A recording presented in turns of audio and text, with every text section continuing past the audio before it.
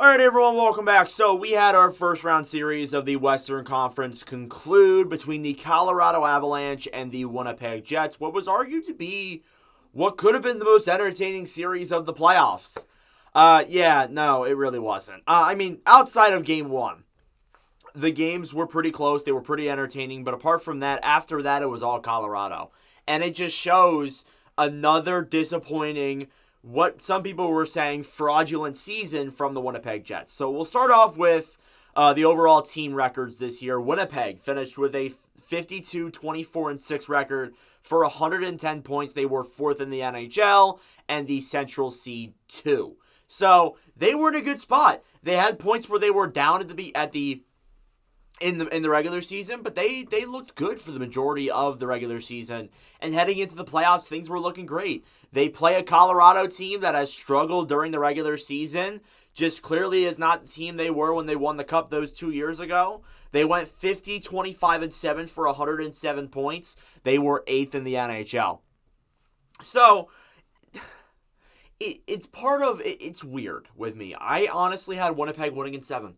I had the Jets winning this series in 7, and it kind of looked like that after the first game. The first game was very highly competitive. The Jets put out the win 7-6. The shots were 46-23 in favor of Colorado. So things looked good, but then again, when you look at inside of it, Georgiev had a really bad game, and Avalanche still outshot them, and they even made it 7-6 when it should have been clearly a 7-4, 7-3 hockey game.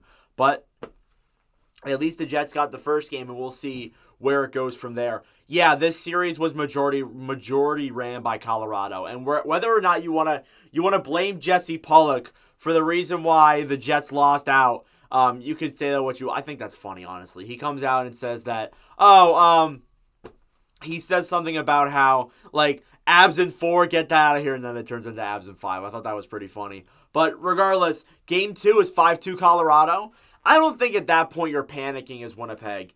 Shots were 32-30 in favor of Colorado. I don't think you're panicking. I think a lot of people expected for for Colorado to win the second game, and then Winnipeg would hopefully bounce back in Colorado. They needed to get at least one win in Ball Arena, which has been proven to be very difficult this year. The Avalanche are one of, if not the best home team in the NHL, and they showed that in Game 3. They won 6-2.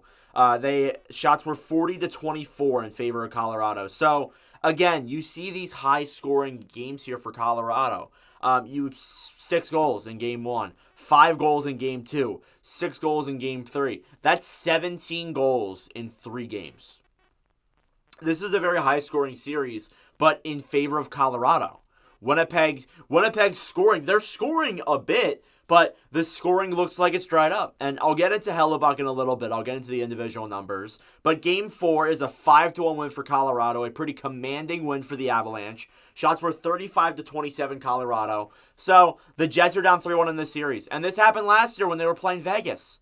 When they were playing Vegas, they took the first game, and then they lost the next 4, and that's what happened again here in 2024. So Game 5 was last night, 6-3 Colorado. Shots were 36-32 in favor of the Jets. So, I mean, when you look at it, that's the first game the whole series the Jets actually outshot Colorado. So that shows the concern there. But you look at this whole series, like, there have been a lot of concerns in the side of Winnipeg. And I know I'm focusing a lot here on Winnipeg, so I'll go to Colorado here for a little bit with the individual numbers. The Avalanche played very well. They had a really good high-scoring series. All the players seemed like they played well. Now, the stat line for the first 2 players is really weird. Or the first 3 players is really weird. Nathan MacKinnon, 2 goals, 7 assists, 9 points. So MacKinnon had a really good first round series. The crazy thing is, though, you don't see a whole lot of scoring from the top 3 guys. They've each scored 2 goals. So not a whole lot of scoring there. They're mostly passing the puck, which is a good thing. Mikko Rantanen, 2 goals, 7 assists, 9 points. So yeah, the stat line's the same for both of them. Rantanen had a really good series too. And then Cale Makar, 2 goals, 7 assists, 9 points. So yeah, Makar had another really good series as well. Looking like he could make a legitimate case for the Norris Trophy. He is a finalist, was announced today. I don't know if he wins it because there's someone in Vancouver who's played well, and then obviously the guy from Nashville. But I think Makar has had a really good series. Then he got Artturi Lehkonen. Lehkonen with 5 goals, 3 assists for 8 points.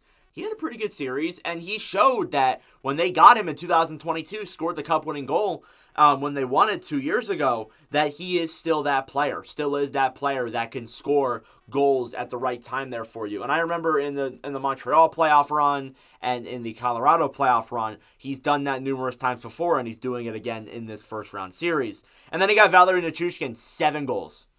For 7 points. So that's where most of the scorings come, is from the Nichushkin and Lehkonen. There's been guys who have scored goals as well, like Miles Wood has gotten on the board too. Josh Manson as well. So there's a lot of positives to look at there when you're looking in terms of, the Avalanche and their overall scoring, because their scoring was up in this first round series, which we'll get into in a little bit there with Winnipeg. Other guys that I thought would be worth mentioning, you got Casey Middlestat, who was a deadline acquisition, 1 goal, 5 assists, 6 points. I thought he had a pretty good first round as well. And then Josh Manson had himself a good one too, 2 goals, 3 assists. He looked pretty damn good. So I think that's something to look at there too, was a deadline acquisition in 2022. It's crazy to think that a lot of these guys were acquired when they went on that 22 Cup run. So, I mean, hey, there's a solid chance that they could win this year. There's a good chance. Now, I'm not ruling out Vegas. I'm not ruling out Dallas. I'm not ruling out any of the other teams in this conference. But there's a good chance that they could. They played very well against the Jets. And then there's the other fault to that too, where they're playing the Winnipeg Jets. That's what some people would argue. Not to discredit Winnipeg whatsoever, but Winnipeg obviously didn't look great in this series. Georgiev, I know there was a lot of concern. I was actually really concerned. I said that I was not confident in Colorado this year, and look at that, they won a round. And Georgiev, he had a pretty bad game 1, but looked solid after that. He went 4-1, a 3.03 and a .900. After letting in 7, he didn't even let in any more than 3. He let in 2 goals twice, let in 1 goal once, and then he let in 3 the other in game 5. So he was pretty locked down, and whether you want to argue he was locked down or the Avalanche defense was locked down, doesn't matter. Georgiev had a pretty good series. So you look over to Winnipeg. The Jets, after game 1, the scoring dried up. There wasn't a whole lot of scoring from especially the top players, the depth players, the deadline players. There wasn't a whole lot there. Mark Scheifele, 2 goals, 4 assists, 6 points, led the Jets in the playoffs this year. I thought he didn't have a terrible series, but then again, he has that deal kicking in next year in his mid-30s, which I understand it's the right move. There's reasons to that, but obviously it's not too ideal seeing you put up numbers like that. Kyle Connor, 3 goals, 2 assists, 5 points. I thought Connor had a good series. When it comes to scoring goals, that's Connor's knack. I thought he had a pretty good series, but outside of game 1, I think he only scored once. So that's obviously rough there too. Josh Morrissey, 3 goals, 1 assist, 4 points. I think Morrissey's proven that he is one of the best defensemen in the NHL, one of the more underrated guys. It sucks because there's so many good defensemen in the National Hockey League right now that I don't think Morrissey's ever going to get in the worst. It's really unfortunate, but I don't think he ever will, just because of he's playing in an era where Cale Makar is there, Quinn Hughes is there, Yossi, there's other guys too, like Victor Hedman, so it sucks because he's playing in this era, but it is what it is. Gabe Vilardi, 4 assists. That was it. And then Brendan Dillon, 3 assists as well. So rough numbers there from pretty much the whole team. Again, as I said, after game 1, the scoring dried up. It seemed like this team just couldn't score after that. It was really strange. So you look at your deadline acquisitions. Yeah, they were pretty disappointing. Tyler Toffoli with 2 goals. So Toffoli had an okay first round, but definitely not the first round you want to see. And then Sean Monahan, 1 assist. You brought in Monahan for the secondary scoring, 1 assist. So disappointing there. I would imagine he probably does not stay with Colorado. And then I want to bring up Cole Perfetti. No points, 1 game played. I don't understand how, and this is conversations I've had with Jets fans. I don't understand how you can say Perfetti's not built for the playoffs. Why did you draft him? Why are you going to play? I know he's young. I know he doesn't have a whole lot of playoff experience, but why are you playing someone like David Gustafsson over him? Not to discredit Gustafsson, but I would 100% play Perfetti over him. Like, I don't understand it. Like, it doesn't make sense to me. You play him in the one game where we're being eliminated. Who knows what this could have looked like if he played the whole series? Not saying that Winnipeg would have won, but still. And then I think the overall really bad individual numbers were highlighted by Colorado. Were highlighted by Connor Hellebuck, not Colorado. Connor Hellebuck, who had a 1-4, a 5.23, and a .870. So, do I think it's Hellebuck's fault they lost the series? No. Well, maybe. Do I think it's the Jets' defense fault they lost the series? Maybe. Do I think it's Rick Bowness' fault? Maybe. There's a lot of factors that play into here in why they lost in this series. But overall, a really disappointing year. When you're looking in terms of Winnipeg, I'll get back to Colorado in a little bit, but really disappointing for the Jets. We expected them this year to at least make it closer against the Avalanche. If they lost in 7, I think we'd be okay with this. I think we would think to ourselves, well, yeah, the Jets they don't have a whole lot of playoff experience. Like I've said, this team's been a consistent first round exit for the last couple of years, if they've even been making the playoffs. So I would say losing in 7 and maybe even losing in 6 would be okay, because you're playing a team that's won a Stanley Cup in the last 2 years. So I wouldn't be too mad at it, but losing in 5 again shows that this team is not making any progress. They're not. And I understand that you can look at regular season. They did better in the regular season than they did last year. And that's the part of last year. You could look at last year and be like, oh, yeah, the Jets team, they didn't have a whole lot of experience. They were falling off in the second half of the year. It showed that they weren't ready. This year, though, they looked way better. And it just didn't compute into the playoffs.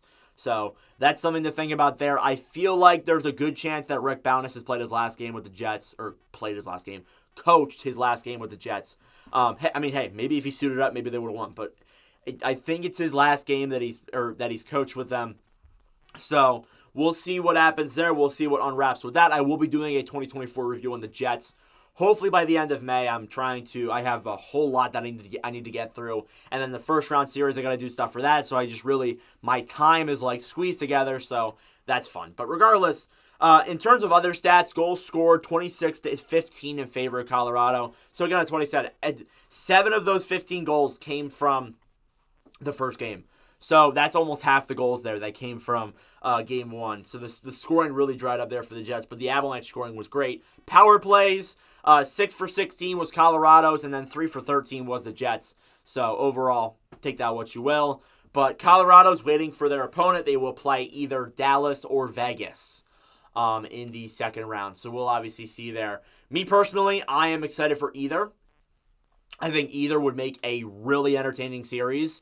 But regardless, back to the drawing board for the Jets, and I'll be making a preview for the Avalanche very, very soon. So let me know your thoughts in the comment section down below. Thank you all for watching. If you enjoyed, make sure to like, subscribe down below. I greatly appreciate it. But regardless, thank you all very much for watching, and I'll see you guys in the next video.